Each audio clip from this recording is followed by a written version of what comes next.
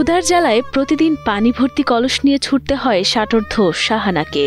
শরীর ও কোমরে ব্যথাসহ নানান রোগে অসুস্থ থাকলেও জীবন সংগ্রামে থেমে নেই তিনি। বসি ঘর মুছতে পারি না, ঘর মোছা কাপড় খাসা এগুলা বেশি কষ্ট না।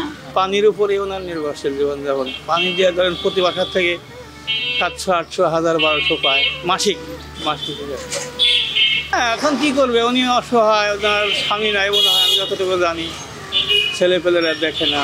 প্রতিদিন সকাল 7টা বাজতেই কুষ্টিয়া কোর্ট স্টেশন সংলগ্ন টিউবওয়েল থেকে পানি নেওয়ার জন্য আসেন শাহানা। শত কষ্ট হলেও নিজেই টিউবওয়েল চেপে পানি ভরেন প্রতিটা কলসে ও পাত্রে। এরপর সেসব পাত্র ভ্যানে বোঝাই করে ভ্যান টেনে প্রতিটি বাড়িতে যান ষাটোর্ধ্ব এই নারী।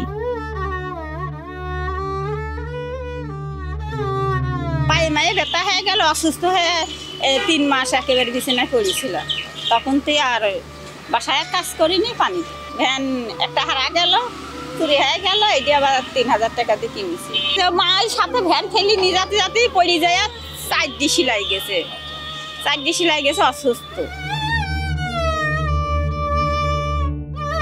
স্বামী মুনসির শেখ মারা যাওয়ার পর থেকেই দুর্ভোগ নেমে আসে শাহানার জীবনে। 3 ছেলে ও বৃদ্ধা মাকে নিয়ে ঠাঁই নেন কুষ্টিয়া শহরের চর থানাপাড়ায়। জীবিকার তাগিদে অন্যের বাড়িতে 7 বছর কাজ করলেও পরে অসুস্থ হয়ে পড়লে শুরু করেন বাড়িতে বাড়িতে পানি দেওয়ার কাজ।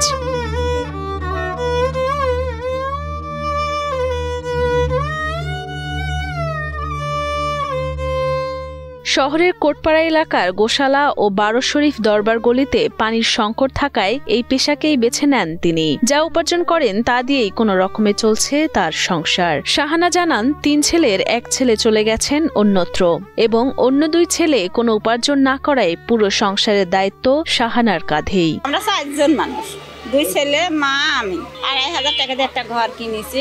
ওই না চললে গরিব মানুষ আর কি করবো, মাসা কিছু কিনি না, এমনি সাধারণ ভাবে। খাওয়ার পানি তো একদিন না আসলেই ওরে কষ্ট হয়ে যায়। অসুস্থ থাকলে আর দেওয়ার মতো মানুষ নাই, ছেলেরা তো সব পারে না, মাও পারে না। দিনের পর দিন শাহানার এমন কষ্ট দেখে ব্যথিত স্থানীয়রা। সমাজসেবা অধিদপ্তর থেকে বিধবা ভাতা পেলে শাহানা কিছুটা উপকৃত হতেন বলে মনে করেন সুধীজনেরা।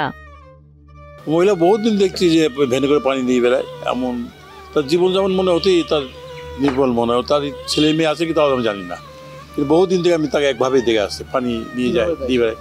ওই ভ্যানে করে নিয়ে পানি টিউবওয়েলের চাপ দিয়ে পানি তোলে, তো কী কষ্টকর পানি তোলা, খরাকালে তো পানি ওঠে না, কিন্তু এটা তো একটা কষ্টকর ব্যাপার। কিন্তু যাক, কষ্ট করে যাক জীবনযাপন তার করে। আর সরকার যদি এদিকে একটু সুযোগ দেখে তাহলে তার মহিলা বাঁচে আর কি।